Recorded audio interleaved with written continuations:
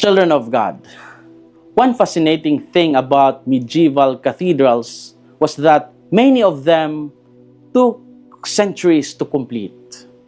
The people who began building them often knew they would never live long enough to see the finished structure.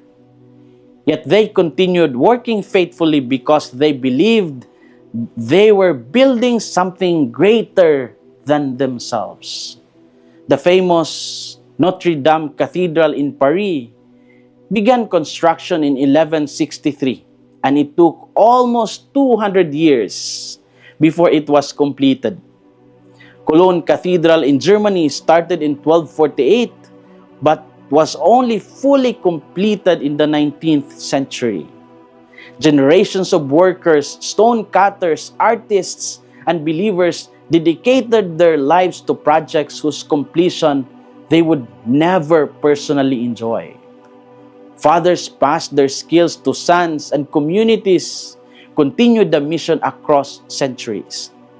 These cathedrals were not merely buildings, but expressions of faith directed toward eternity.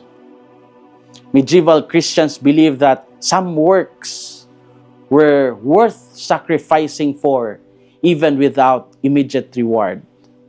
They invested not only money, but also hope, patience, and devotion.